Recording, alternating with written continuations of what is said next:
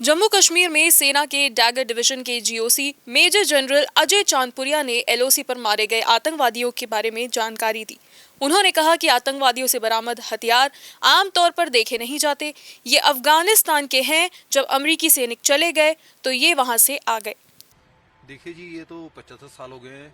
1947, 1965, 1971 और जो वर्तमान का आतंकवाद का युग है वो तकरीबन 1990-91 से जो शुरू हुआ है उसमें उतार चढ़ाव आते रहते हैं। जब तक अफगानिस्तान में अमेरिकी सेना मौजूद थी तब तक हालात थोड़ा अलग थे।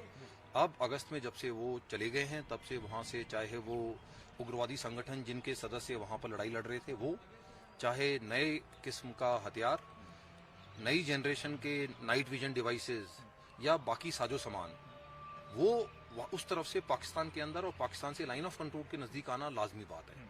किसी भी समय जो हमारी खबर है उसके मुताबिक 100 से 130 आतंकवादी हमारे जिम्मेवारी के इलाके के सामने, जो इनको हम बोलते हैं लॉन्च पैड, जो ये गांव और शहर हैं जहां इनके ट्रेनिंग कैंप बंद हो गए थे, वो ट्रेनिंग कैंप दोबारा शुरू हो गए हैं और ये किसी भी समय मौजूद रहते हैं। लाइन ऑफ कंट्रोल की डिप्लॉयमेंट और हमारी इंटेलिजेंस नेटवर्क, उसकी वजह से इन्फिल्ट्रेशन में यहाँ कामयाबी नहीं मिल पा रही है जी। लेकिन पुराने जो टेररिस्ट यहाँ पर मौजूद हैं और जो देश के अलग जगह से आते हैं, इस समय अनुमान ये है कि कश्मीर घाटी में तकरीबन 150 से 200 आतंकवादी मौजूद होंगे।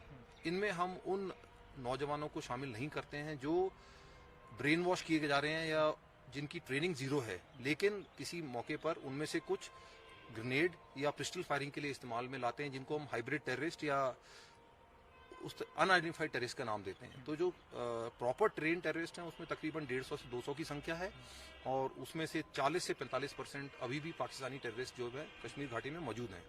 लेकिन नॉर्थ कश्मीर की जो सिचुएशन है वो तकरीबन नियर नॉर्मल है।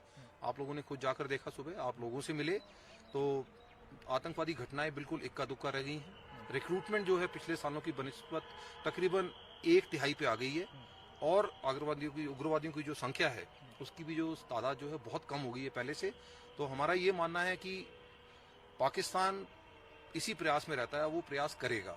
और इस समय भी पिछले 1 साल में सीज फायर अंडरस्टैंडिंग होने के बावजूद तकरीबन 6 से 8 प्रयास किए गए हैं जो लाइन ऑफ कंट्रोल पर विफल कर दिए गए हैं। लेकिन उसके बावजूद ये टेररिस्ट सामने मौजूद हैं, उग्रवादी मौजूद हैं और जब ये न्यूट्रलाइज करे गए थे लाइन ऑफ कंट्रोल में एक्शन के दौरान, तो उनके पास से जो हथियार, जो सर्वेलेंस डिवाइस और जो असला बारूद मिला है वो आम तौर पे देखा नहीं गया है। और ये असला बारूद और इक्विपमेंट जो है वो अफगानिस्तान में मौजूद था जब अमेरिकन फोर्सेस वहां से गई हैं।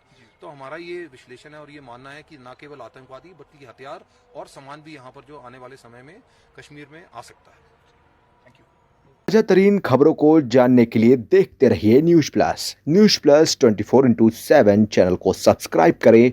अपडेट के लिए बेल आइकन को दबाएं।